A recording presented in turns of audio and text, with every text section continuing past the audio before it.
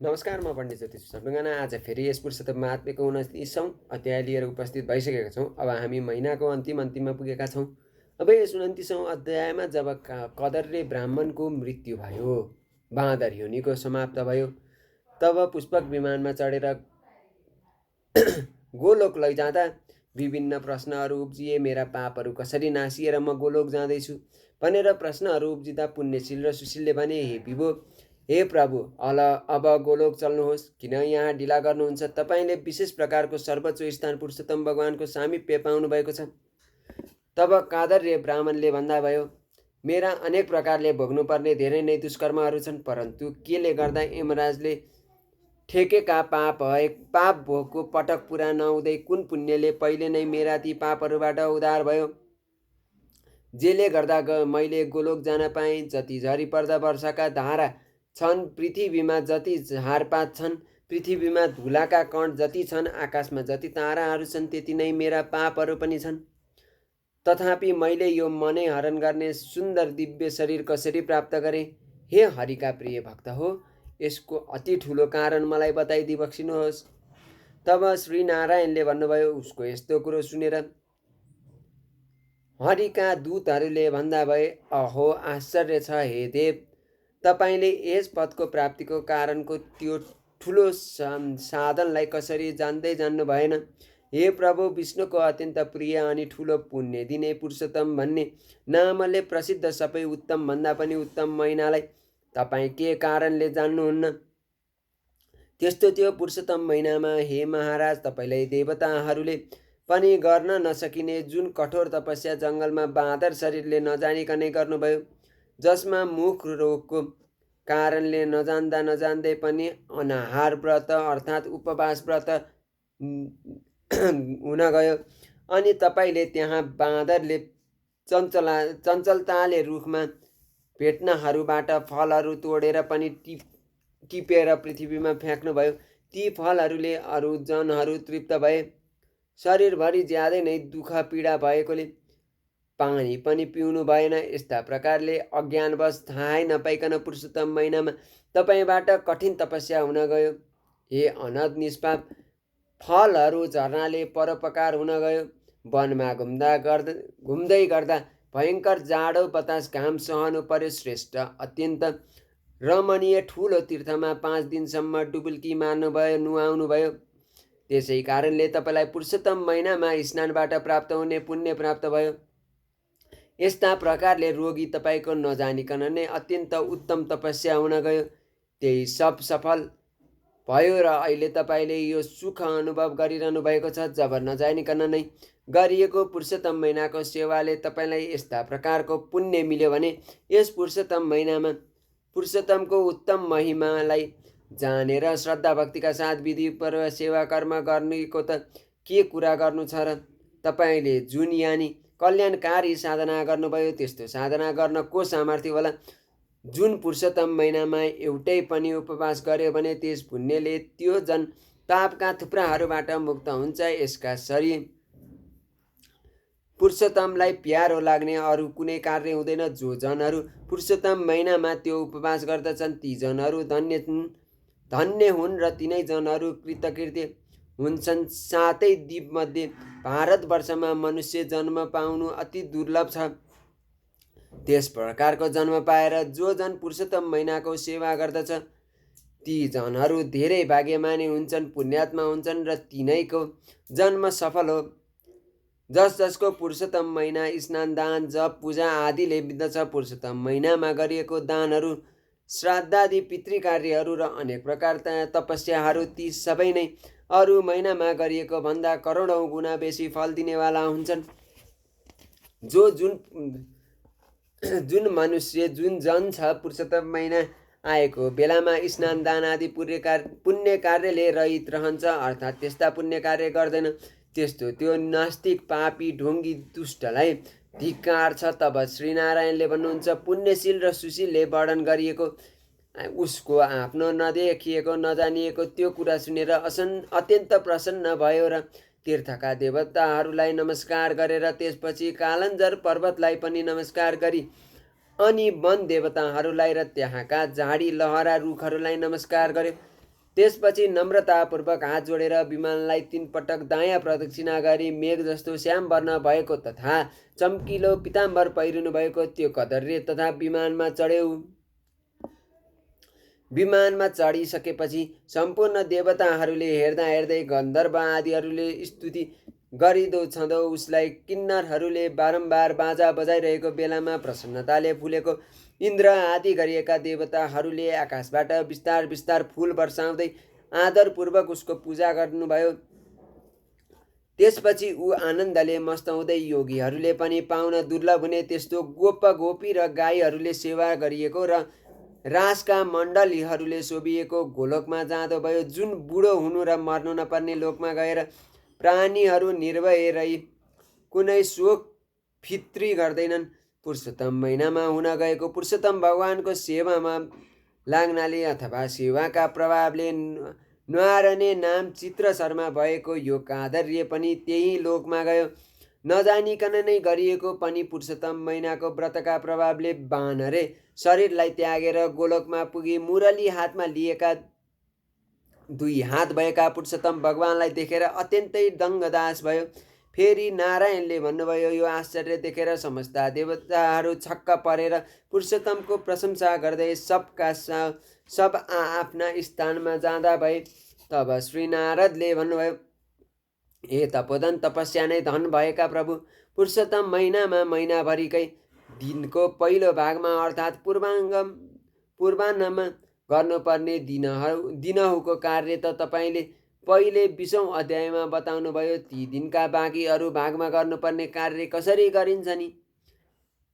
हे बोलक्कलहरूमा श्रेष्ठ प्रभु, गृहस्थीहरूको भलाइका लागि अब ती कुरा मलाई बताइबक्सिनुहोस्, किनकि तपाईँ जस्ता महात्माहरू सधैँ सबको उपकारका लागि घुमफिर गर्दछन् अर्थात् गरिरहनुहुन्छ। तब श्री नारायणले भन्नुभयो, प्रातःकालमा अर्थात् पूर्वाह्नमा गर्न बताइएका कर्म विधिपूर्वक गरिसकेर त्यसपछि दोस्रो प्रहर मध्याह्नमा गर्नुपर्ने सन्ध्या जप गरी पितृहरूलाई तिल कुशले तर्पण दिनु, अनि तलका सबैलाई देवको स्वदा भन्ने झैँ भन्दै पृथक पृथक अक्षताको बलि दिनु। बलि दिँदा देवताहरू, मृत मनुष्यहरू, पशुहरू, चराहरू, सिद्धहरू, यज्ञहरू, सर्पहरू, दैत्यका समूहहरू, प्रेतहरू, पिशाचहरू, नागहरू, जो यहाँ अन्न चाहन्छन् तिनीहरूलाई यो अन्न मैले दिएको छु भन्दै भन्नु। तब पञ्चमहायज्ञ हवन गर्नु र भूतहरूलाई बलि दिएर काग र कुकुरलाई पनि अघिको जस्तै गरी भन्दै बलि दिनु। यस्तै प्रकारले पटके पछि भनेर उक्त सबै प्राणीहरूलाई अलग अलग बलि दिनु। त्यसपछि विधिपूर्वक आचमन गरेर प्रसन्नतापूर्वक श्रद्धाका साथ कोही अतिथि आइपुग्दछन् कि भनी एउटी गाई दुहुने बेलासम्म ढोकामा उभिएर बाटो हेर्ने काम गर्नु। भाग्यले यदि कोही अतिथि आइपुग्नु भयो भने बुद्धिमान व्यक्तिले पहिले उनको सत्कार गरेर देवतालाई झैँ पूजा गर्नु। तब अत्यन्त श्रद्धा भक्तिका साथ आफ्नो स्वागास अनुसार खानपानले तृप्त गराउनु।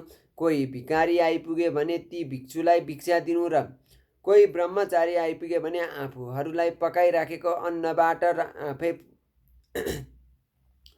आफ्ना लागि राखेका सबै प्रकारका तयार पारिएका तरकारी अचारहरूबाट समेत यथायोग्य तरिकाले निकाली ब्रह्मचारीलाई दान गर्नु दिनु। किनकि सन्यासी र ब्रह्मचारी दुवै पाकेका अन्नको स्वामी हुन्छन्। ती दुवैलाई उक्त प्रकारले अन्न नदिइकन नै खानाले खाएर चन्द्रायन व्रत गर्नुपर्दछ। सन्यासीहरूलाई दिँदा पहिले उसको हातमा जल हालिदिनुपर्छ र भिक्षा दिनुपर्दछ, अनि फेरि जल दिनुपर्दछ। त्यसरी दिएको त्यो भिक्षा मेरु पर्वत समान र त्यो जल सागर समान महान कहिएको छ। जो मनुष्य भिक्षुकहरूलाई सत्कार गरेर सत्कारपूर्वक भिक्षा दिन्छ त्यो भिक्षा त गाईदानको समान पुण्यदायी हुन्छ भनी भगवान यमराजले भन्नुभएको छ।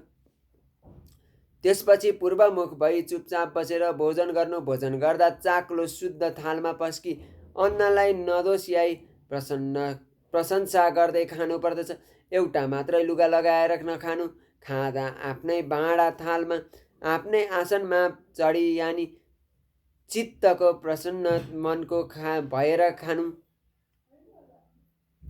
एक्लै नै जो जन काँसको थालमा खान्छ त्यसका आयु बुद्धि कृति बल यी 4 कुरा बढ्दछन् दिनमा खाँदा।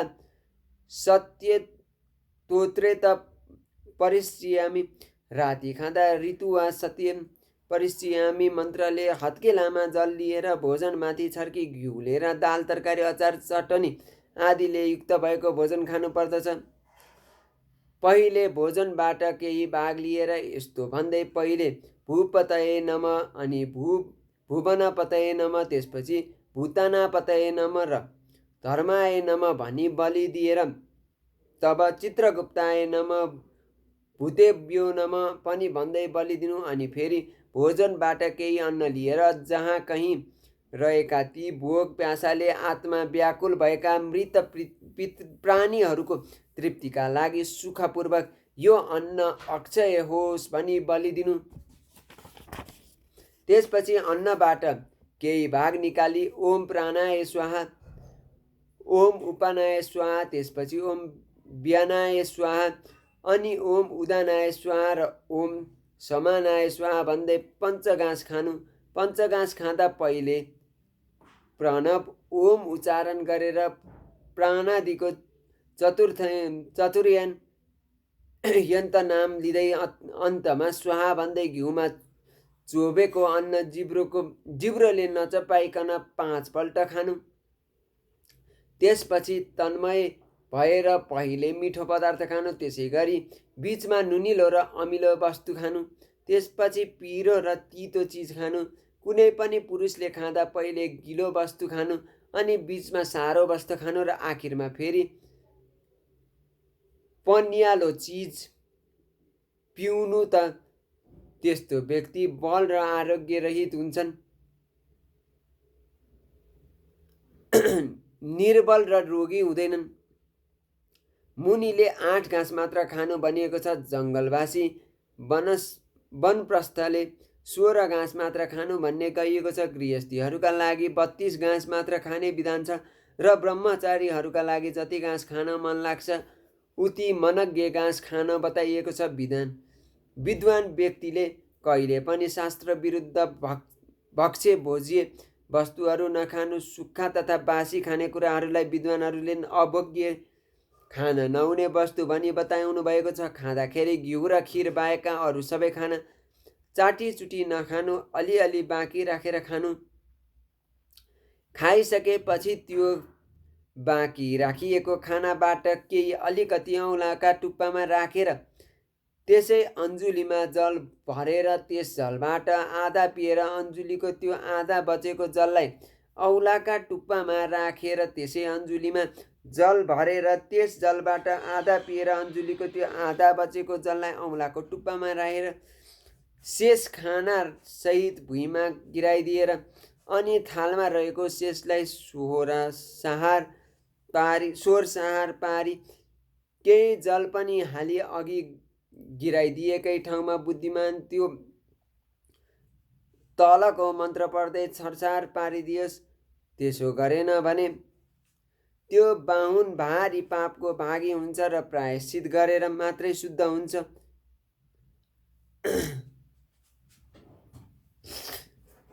ती खाना पिउनका लागि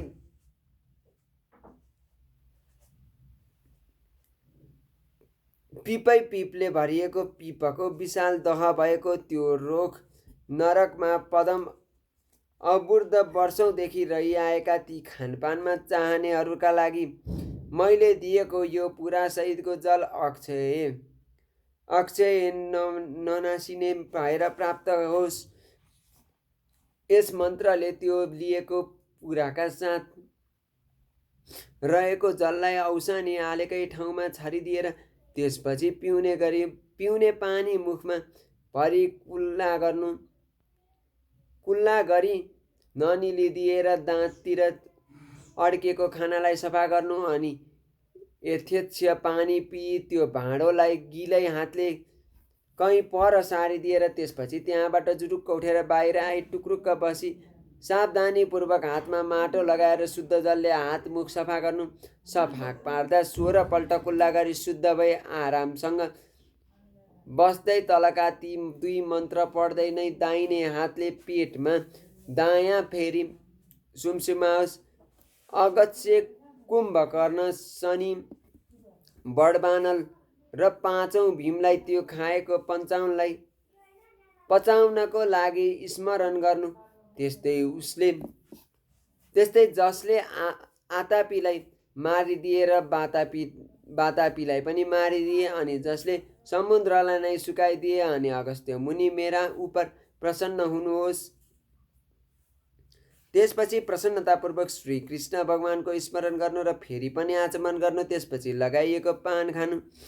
यसरी खानपान सकेर बसेपछि सत्मार्गको विरोध नगर्ने सत्शास्त्रहरूका लहडले परम ब्रह्मा परमात्मा श्री कृष्णलाई ध्यानपूर्वक सम्झनु। यति मध्याह्नमा गर्नुपर्ने दैनिक कार्यहरू गरिसकेर त्यसपछि अपराह्नमा गर्नुपर्ने कामहरू गर्न थाल्नु। जस्तै बुद्धिमान व्यक्तिले केही बेर आध्यात्म विद्याको श्रवण गर्नु। एकदमै आजीविका भएको व्यक्तिले पनि एकछिन शान्त मनले अध्यात्म विद्या श्रवण गर्नु। किनकि मनुष्यले सुनेर नै धर्म जान्दछ र सुनेर नै पाप कर्म गर्न छाड्दछ। सुनेर नै मोह हट्दछ र सुनेर नै यज्ञ रूपी अमृत प्राप्त गर्दछ। नीच जन पनि सुन्नाले चाँडै नै श्रेष्ठ पानमा प्राप्त हुन्छ र श्रेष्ठ जन पनि नसुन्नाले नीचपनामा प्राप्त हुन्छ। त्यसपछि यानी सत्शास्त्रको श्रवण गरिसकेपछि बाहिरतिर गएर गर्नुपर्ने आवश्यक व्यवहारका काम गर्नु अनि सबै काम सिद्धि गरिदिने श्री कृष्ण भगवानलाई मनले ध्यान गर्नु। हे नारद, मैले तिमीलाई पूर्वाङ्गमा, मध्याह्नमा, अपराह्नमा, तेस्रो प्रहरमा गर्नुपर्ने कार्य बताइसके। अब चौथो प्रहरमा, सन्ध्यामा अथवा साँझमा गर्नुपर्ने कार्य बताउँछु, सुन। सूर्य अस्ताउन लागेपछि कुनै नगिज पुडोको तीर्थमा गएर अथवा घरैमा भए पनि हात गोडा धोएर पवित्र वस्त्र पहिरेर साँझमा गर्नुपर्ने सन्ध्या जपको उपासना गर्नु। जो अधम ब्राह्मण अल्छीले साँझको सन्ध्यामा जप गर्दैन, त्यो अधम ब्राह्मण गाई मारेको बराबर पापको भागी पापी हुन्छ र मरेपछि रौरव नरकमा प्राप्त हुन्छ। कहिलेकाहीँ कार्यवश सङ्कट परेमा अथवा बाटामा बटुवा हुनुपर्दाको समयमा सन्ध्या गर्न सकिएन भने आधा रातको पहिल्यै उत्तम नैष्ठिक ब्राह्मणले साँझको सन्ध्या अवश्य गर्नुपर्दछ। जुन ब्राह्मण श्रद्धापूर्वक तिनै सन्ध्यामा जप गर्ने गर्दछ, घिउ हाल्नाले आगो दन्के झैँ उसको तेज अत्यन्त बढ्दछ। आधा सूर्य अस्ताएको बेलामा सूर्य देखिँदै आसनमा बसेर प्राणायाम गरेर आपोहिष्ठा मन्त्रले मार्जन गरी साँझको जप गर्नुपर्दछ। साँझमा अग्निश्चमे मन्त्रले र बिहान सूर्याष्टमे मन्त्रले आचमन गर्नुपर्दछ। साँझमा पश्चिमतिर मुख गरी ध्यानी पश्चिम फर्की यदि तीर्थमा भए जलैतिरै फर्की आसन जमाएर सोझै भई बसी नबोलिकन शान्त रहेर प्रवन ओम र बह्याति भुवस्वाहा पूर्वकको गायत्री मन्त्रकन दायाँ हातमा रुद्राक्ष माला लिएर ताराहरू नउदाएसम्म राम्रो गरी जप्नु र त्यसपछि वरुण सम्बन्धी ऋचा वेदका मन्त्रले ती सूर्यनारायणको उपस्थापन गरेर अनि दायाँ प्रदक्षिणा गर्दै एकै ठाउँ घुम्दै दिशाहरूलाई र दिशाका स्वामीहरूलाई पनि पृथक पृथक नमस्कार गर्नु। यसरी बेलुकाको सन्ध्यामा गरिसकेपछि आगोमा आहुति दिएर त्यसपछि आफ्ना नोकर चाकर परिवारसहित भएर खाना खानु अनि पछि केही समय आरामसित बस्नु। बिहान बेलुकै पटक्कै खान इच्छा नहुनेले नखाए पनि बलि वैश्वदेव र बलि कर्म चाहिँ सकभर सधैँ गर्नुपर्दछ। यदि गरेन भने त्यो जन पातकी पापी हुन्छ। बेलुकाको खाना खाइसकेर त्यसपछि हात गोडा धोई पवित्र भई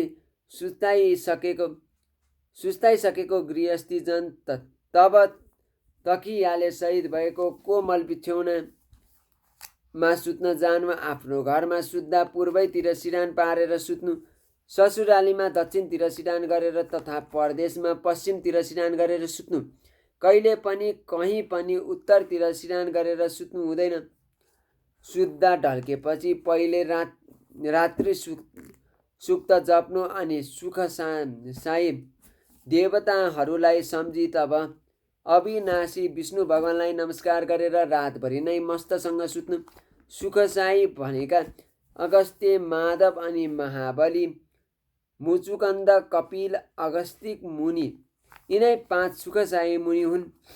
माङ्गलिक कल्याण गर्ने, जलपूर्ण घडा सिरानीपट्टि राखेर वैदिक मन्त्रहरूले र गरुड सम्बन्धी मन्त्रहरूले रक्षा गरेर तब सब मात्रै सुत्नु। पुरुषोत्तमको व्रत बस्ने व्यक्ति सदा सर्वदा आफ्नी पत्नीलाई मात्रै प्रेम गर्ने होस्। ऋतुकालमा मात्रै गमन गरोस्। पर्व औँसी पुर्नेलाई छाडेर मात्र रातिको इच्छाले उसँग जाने गरोस्। प्रदोष साँझको र त्यसपछिको प्रहर, यी 2 प्रहरलाई जो ब्राह्मण वेद पाठ गरेर बिताउँछ र राति 2 प्रहर मात्र सुत्छ, त्यो ब्राह्मण ब्रह्मतुल्य हुनका लागि योग्य हुन्छ।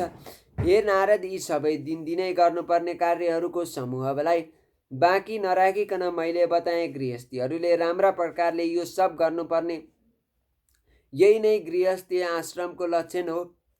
अहिंसा, काटमार नगर्नु, सत्य वचन, साँचो बोल्नु, सबै प्राणीहरूमा दया गर्नु, शान्तिपूर्वक रहनु, जो सकेको दान गर्नु, यही नै गृहस्थाश्रममा रहनेको धर्म हो भनिन्छ। अर्काका स्त्रीहरूमा लसपस नगर्नु, आफ्नी धर्मपत्नीको रक्षा गर्नु तथा नदिएको वस्तुलाई लिने नगर्नु अनि रक्सी मासु नखानु, यो 5 प्रकारको धर्म जो छ सो धेरै हाँगाबिगा भएको छ र सधैँ सुख उदाइरहनेवाला छ। देह नै सर्वस्व भएका देहीहरूले देहले भ्याएसम्मको धर्म गर्नै पर्दछ। फेरि नारायणले भन्नुभयो, सम्पूर्ण वेदहरूमा बखानिएको त्यो उत्तम चरित्र नै गृहस्थाश्रमको लक्षण हो। हे मुनि, हे नारद, यसलाई लोकको कल्याणको लागि संक्षेपमा लक्षणका साथै तिमीलाई मैले राम्रोसित बुझाएर बताएँ भनेर यस पुरुषोत्तम महात्म्यको 29औं अध्यायमा भनिएको छ। अब आउँदो 30औं अध्यायमा हामी अब व्रत कसरी समापन गर्ने भन्ने कुराहरूको बारेमा वर्णन गर्नेछौँ। त्यस समयसम्मका लागि बिदा चाहन्छु। जय श्री कृष्ण, जय श्री राधे, पुरुषोत्तम भगवान की जय।